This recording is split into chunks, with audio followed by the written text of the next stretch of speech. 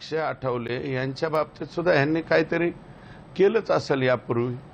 मग हे गट दोन्ही एकत्र किंवा समोरासमोर न येऊन देणं, टेलिफोन, तिथं टेलिफोनची सुविधा आहे काहीतरी जेलमध्ये, मी जेलरला विचारलं तर टेलिफोनचा फोन लावताना हा वाद त्या ठिकाणी उत्पन्न झाला आणि नंतर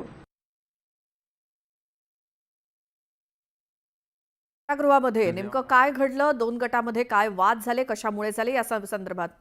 जर 15-15 आणि 20-20 आरोपींची तिथं मारामारी लागली असती आणि एखाद्याची हत्या झाली असती तर बीडच्या जेलरनी ते भरून दिलं असतं का?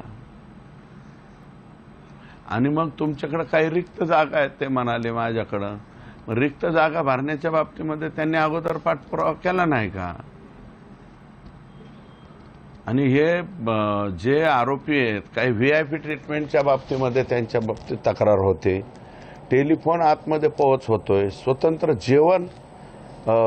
जेवणाची थाळी त्यांना पुरविली जाते, अशा प्रकारच्या काही तक्रारी येत आहेत। मग यातले काही आरोपी तुम्ही यापूर्वीच म्हणजे जेलरनी आणि SP-नी मग अमरावतीच्या जेलला का पाठवले नाही, नागपूरच्या जेलला का पाठवले नाही, नाहीतर नाशिकच्या जेलला पाठवायचे, कुणाला संभाजीनगरला पाठवायचं?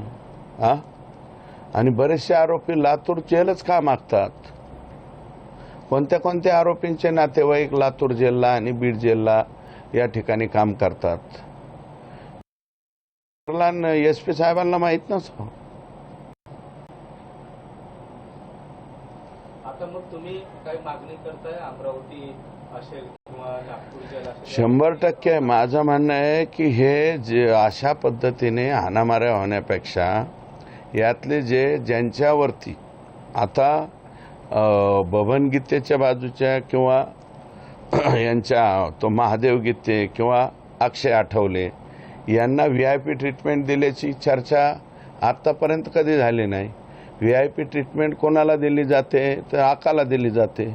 मग आका आणि त्यांचे जे समर्थक आहेत यांना सगळ्यांना अमरावती जेल किंवा नागपूर जेलला का पाठवलं जात नाही?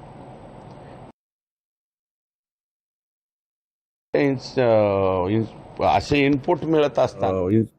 इनपुट मिळत असताना जेलमधली DSP काय करते?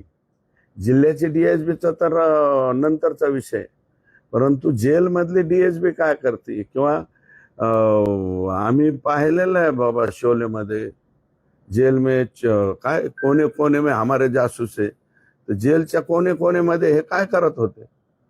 आणि कालिया चित्रपटात वगैरे हाणामाऱ्या बघितल्या होत्या आम्ही। आता बीडच्या जेलमध्ये कालिया झाला का काय आम्हाला काय कळलं?